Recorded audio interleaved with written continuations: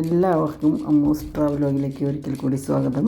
ഇന്ന് മനോഹരമായ ഒരു പാർക്കിലേക്കാണ് ഞാൻ നിങ്ങളെ കൂട്ടിക്കൊണ്ടു പോകുന്നത്. സത്യം പറഞ്ഞാൽ 2-3 ദിവസം അവിടെ ചിലവഴിച്ചാലും ആ സ്ഥലം മുഴുവൻ കണ്ടു തീരില്ല. അത്രയും മനോഹരമായ ഒരു പാർക്കാണ്. ധാരാളം ആക്ടിവിറ്റീസുകളും നമുക്ക് ചെയ്യാൻ കഴിയും. അതുപോലെയുള്ള ഒരു പാർക്കിലേക്കാണ് ഇന്ന് നിങ്ങളെ കൊണ്ടുപോകുന്നത്. അപ്പോൾ ടിക്കറ്റ് എടുക്കാത്തവരൊക്കെ ടിക്കറ്റ് എടുത്ത്, അതായത് സബ്സ്ക്രൈബ് ചെയ്ത് യാത്ര തുടരാൻ നമുക്ക്. മനോഹരമായ ഭൂപ്രദേശങ്ങളിലൂടെ ഞങ്ങളുടെ വണ്ടി സഞ്ചരിച്ചുകൊണ്ടിരിക്കുകയാണ്. ഗൈഡ് ആ പാർക്കിനെ പറ്റിയുള്ള വിവരങ്ങൾ ഞങ്ങൾക്ക് പറഞ്ഞു തന്നുകൊണ്ടിരിക്കുകയാണ്. നാസി കോൺസെൻട്രേഷൻ ക്യാമ്പിനെ പറ്റി നിങ്ങളെല്ലാവരും കേട്ടിട്ടുണ്ടായിരിക്കുമല്ലോ. 1945 ജോർജ് മദുറോ എന്നൊരു ഡച്ച് നിയമവിദ്യാർത്ഥി നാസി കോൺസെൻട്രേഷൻ ക്യാമ്പിൽ വെച്ച് കൊല്ലപ്പെട്ടു.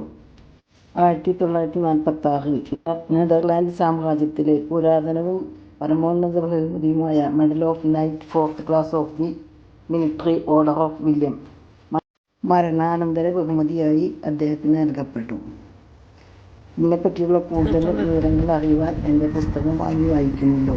നിങ്ങൾ അവിടെ എത്തി അവിടുത്തെ മനോഹര കാഴ്ചകൾ നേരിട്ട് കാണുക എല്ലാം ഉണ്ട്. ഡച്ച് സ്റ്റുഡൻസ് സാനിറ്റോറിയത്തിൽ രോഗം പിടിച്ച കുട്ടികൾക്ക് ചികിത്സയും പഠിക്കാനുള്ള സൗകര്യവും കണ്ടെത്തുന്നതിന് വേണ്ടി അവിടുത്തെ ഫൗണ്ടേഷനെ സഹായിക്കാനുള്ള ഉദ്ദേശത്തോടുകൂടി ജോർജ് മദുറോയുടെ മാതാപിതാക്കളാണ് ഈ പാർക്കിന് തുടക്കം കുറിച്ചത്. ഇതിനെപ്പറ്റിയുള്ള വിശദവിവരങ്ങൾ ഞാൻ ഡിസ്ക്രിപ്ഷൻ ബോക്സിൽ കൊടുക്കാം. അതല്ലെങ്കിൽ എൻ്റെ യൂറോപ്പിൻ്റെ ഒരു ഓട്ടപ്രദർശനം എന്ന പുസ്തകം വാങ്ങി വായിക്കുക. എൻട്രി പാസിനോടൊപ്പം നമുക്ക് ചിപ്പ് ഘടിപ്പിച്ച കാർഡുകളും നൽകുന്നുണ്ട്. അവിടെയുള്ള പല ആക്ടിവിറ്റീസും ചെയ്യാൻ ഈ കാർഡുകൾ ഉപയോഗിക്കാം. മുന്നിൽ പരന്നു കിടക്കുന്ന ലോകം കണ്ട് ഞങ്ങൾ അന്തം വിട്ടുപോയി എന്ന് തന്നെ പറയാം. എവിടേക്ക് പോകണമെന്നുള്ള കാര്യത്തിൽ കുറച്ചു നേരം സംശയിച്ചു നിന്ന ശേഷം പ്രധാന ഭാഗങ്ങളിലെ മാപ്പ് നോക്കി ഞങ്ങൾ ഓരോ സ്ഥലത്തേക്കും നടന്നു. നെതർലാൻഡ്സിലെ എല്ലാ പ്രധാനപ്പെട്ട സംഭവങ്ങളും മിനിയേച്ചർ മാതൃകയിൽ ഇവിടെ നമുക്ക് കാണാം. 1.25 സ്കെയിലാണ് ഈ മാതൃകകൾ നിർമ്മിച്ചിരിക്കുന്നത്. 2012 60ാം വാർഷികം ആഘോഷിച്ചപ്പോൾ ഈ പാർക്ക് വീണ്ടും നവീകരിക്കപ്പെട്ടു. ഇപ്പോൾ 3 തീം അനുസരിച്ചാണ് ഈ പാർക്ക് നവീകരിച്ചിട്ടുള്ളത്. ജലത്തിൻ്റെ പ്രാധാന്യം നന്നായി മനസ്സിലാക്കിയിട്ടുള്ള അവർ ഒന്നാമതായി പ്രാധാന്യം കൊടുത്തിരിക്കുന്നത് ജലത്തിന് തന്നെയാണ്. ജലം വ്യക്തമായും ശത്രുവായും എങ്ങനെ നമ്മളെ സ്വാധീനിക്കുന്നു കുറിച്ച് അവർ വിശദമായി ചിത്രീകരിച്ചിട്ടുണ്ട് ഇവിടെ. പിന്നെ ചരിത്ര പ്രാധാന്യമുള്ള പട്ടണങ്ങൾ, പിന്നെ ഏറ്റവും പ്രധാനമായി ലോകത്തിന് ഉത്തേജനം നൽകുന്ന നെതർലാൻഡ് എങ്ങനെയാണ് എന്ന് കാണിക്കുന്ന കാര്യങ്ങളാണ്. 6:15 ഗേറ്റിലേക്ക് തിരിച്ചെത്തണമെന്ന നിർദ്ദേശം നൽകി ഗൈഡ് എവിടേക്കോ പോയി. ഇടയ്ക്കിടെ TV സ്റ്റാൻഡിൽ പാർക്കിനെക്കുറിച്ചുള്ള വിവരങ്ങൾ കാണിക്കുന്ന കൾ കാണിച്ചിരുന്നു. അതെല്ലാം നോക്കി വളരെ പ്രധാനപ്പെട്ട സ്ഥലങ്ങൾ നോക്കി ഞങ്ങൾ നടന്നു. നെതർലാൻഡ് എന്ന രാജ്യത്തിൻ്റെ ഒരു സമ്പൂർണ്ണ മാതൃക അവർ ഇവിടെ പുനർനിർമ്മിച്ചിട്ടുണ്ട്. വളരെയധികം ഗവേഷണം നടത്തിയാണ് അവർ ഓരോ മാതൃകയും നിർമ്മിച്ചിട്ടുള്ളത്. പുഞ്ചിരിയോടുകൂടിയ ചെറുനഗരം, the little city with a smile എന്നതാണ് ഈ പാർക്കിൻ്റെ പ്രമേയം. 1952 ജൂലൈ 2 അന്നത്തെ അവിടുത്തെ രാജകുമാരിയായ ബിയാട്രിസിനെ മദുറോയുടെ മേയറായി നിയമിച്ചു. എന്നാൽ അവർ രാജ്ഞിയായപ്പോൾ ആ പദവി വിദ്യാർത്ഥി സമൂഹത്തിനായി മാറ്റിവെച്ചു. ഇപ്പോഴും രാജ്യത്തിലെ എല്ലാ വിദ്യാലയങ്ങളിൽ നിന്നും വിദ്യാർത്ഥികളെ നാമനിർദ്ദേശം ചെയ്യുന്നുണ്ട്. ഇവിടുത്തെ ചാരിറ്റി ഫണ്ട് വിദ്യാർത്ഥികൾക്ക് വേണ്ടിയുള്ള, യുവതലമുറയ്ക്ക് വേണ്ടിയുള്ള ഓർഗനൈസേഷനുകൾക്ക് വേണ്ടി ധനസഹായം നൽകിക്കൊണ്ടിരിക്കുന്നു. സത്യം പറഞ്ഞാൽ ഒരാഴ്ച നടന്നാലും ഇവിടുത്തെ കാര്യങ്ങൾ കണ്ടു നമുക്ക് മതിയാകുന്നില്ല. ആ കാഴ്ചകളാണ് 1 മണിക്കൂറിനുള്ളിൽ ഞങ്ങൾ ഓടി നടന്ന് കാണുന്നത്. ഗ്രൂപ്പ് ടൂർ പോകുമ്പോൾ ഉള്ള ഏറ്റവും വലിയ പരിമിതി ഇതാണ്. ഇഷ്ടംപോലെ നമുക്ക് സമയം ചെലവഴിക്കാൻ കിട്ടില്ല. ആംസ്റ്റർഡാം എയർപോർട്ട്, ഡച്ച് കൊട്ടാരം, traditional Dutch canal house, tulip field, കാറ്റാടി യന്ത്രങ്ങൾ, 3D സർഫ് ബോട്ട് തുടങ്ങി പലതും ഇവിടെ കാണാൻ കഴിയും. ഡച്ച് കൊട്ടാരമെല്ലാം ഞാൻ ഇതിനു മുമ്പത്തെ വീഡിയോയിൽ കാണിച്ചിട്ടുണ്ട്. അതിനെ പറ്റിയുള്ള പൂർണ്ണവിവരങ്ങൾ ആ വീഡിയോയിൽ കാണിച്ചത് നിങ്ങൾ കണ്ടു കാണുമെന്ന് കരുതുന്നു. കാണാത്തവരുണ്ടെങ്കിൽ ആ പാർട്ടും കാണുക.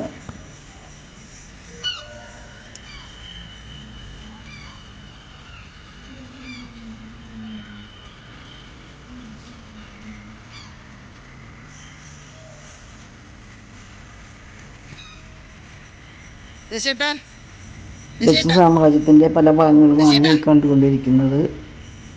ഞാൻ പറഞ്ഞല്ലോ, ഓരോന്നിൻ്റെയും 1.25 സ്കെയിലിലുള്ള മാതൃകകളാണ് ഇവിടെ കാണിച്ചിരിക്കുന്നത്. ഇതിൽ കാണുന്ന ഓരോ ദൃശ്യങ്ങൾക്കും ഞാൻ പറയുന്നതിലേറെ കഥകൾ പറയാനുണ്ട്. വളരെ മനോഹരമായ ഒരു കാഴ്ചയായിരുന്നു നമുക്ക് കണ്ടുകൊണ്ടിരുന്നത്. സത്യം പറഞ്ഞാൽ അവിടെ നിന്ന് പോരണമെന്ന് തന്നെ എനിക്ക് തോന്നിയിരുന്നില്ല. ഇത് സോളാർ വൈദ്യുതി ഉപയോഗിച്ചുള്ള ഇലക്ട്രിസിറ്റി ഉണ്ടാക്കുന്ന സ്ഥലമാണ്. ഡച്ച് ഗ്യാസിൽ മാതൃക.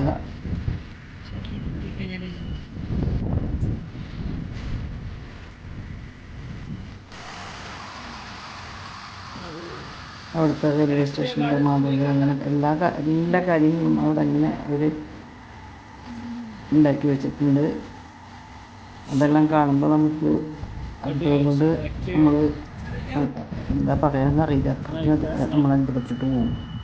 അതുപോലെയാണ് അവർ സൂക്ഷിച്ചിരിക്കുന്നത്. വീണ്ടും കാഴ്ചകൾ നിങ്ങൾ നേരിട്ട് തന്നെ കാണുക. ഇഷ്ടപ്പെട്ടാൽ ലൈക്ക് തരാൻ മറക്കണ്ട, ഷെയർ ചെയ്യാനും മറക്കണ്ട, സബ്സ്ക്രൈബ് ചെയ്യാത്തവരാണെങ്കിൽ സബ്സ്ക്രൈബ് ചെയ്യാനും മറക്കണ്ട. കാഴ്ചകൾ മുഴുവൻ കാണുമ്പോൾ കുറച്ച് നേരം കൂടി ഉണ്ട് വീഡിയോ, അത് മുഴുവൻ നിങ്ങൾ കാണുക. ഇപ്പോൾ അവസാനം വെക്കുമ്പോൾ ഒരു പ്രസിദ്ധമായ കാഴ്ച കാണാം.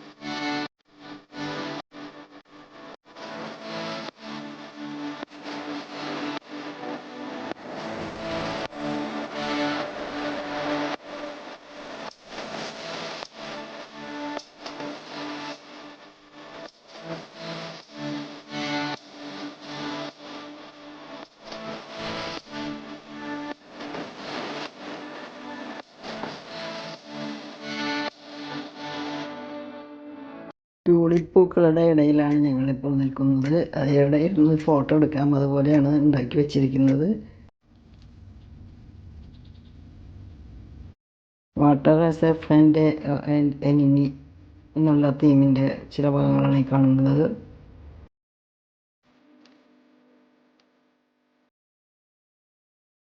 മതിവരാത്ത കാഴ്ചകളോട് വിട പറഞ്ഞുകൊണ്ട് ഞങ്ങൾ അവിടെ നിന്ന് ഇറങ്ങുകയാണ്. താമസിക്കുന്ന ഹോട്ടലിലെത്തുമ്പോൾ 8 മണി കഴിഞ്ഞിരുന്നു. അത് കഴിഞ്ഞിട്ട് ഇതാ 10 മണിയാവാനായി. അപ്പോഴും സൂര്യൻ അസ്തമിച്ചിട്ടില്ല. മക്കൾക്ക് കാണിച്ചു കൊടുത്തു. ഞങ്ങൾ ഇങ്ങനെ സൂര്യൻ്റെ റൂമിൽ നിന്നൊക്കെ കാണിച്ചു കൊടുത്തു. എത്ര വെയിലുണ്ടായിരുന്നു സൂര്യാസ്തമയം നടക്കുമ്പോൾ. ആ മനോഹര കാഴ്ചയും കണ്ടുകൊണ്ട് ഞങ്ങൾ ഉറങ്ങാൻ പോയി. ഇതിലും മനോഹരമായ കാഴ്ചകളുമായി ഞാൻ അടുത്ത നിങ്ങൾക്കുള്ളിലെത്തും. അപ്പോൾ എല്ലാവരും എന്നോട് കൂടി കണ്ടിരിക്കുന്ന പ്രതീക്ഷയോടുകൂടി സസ്യങ്ങൾ പറയുന്നു എന്നോട്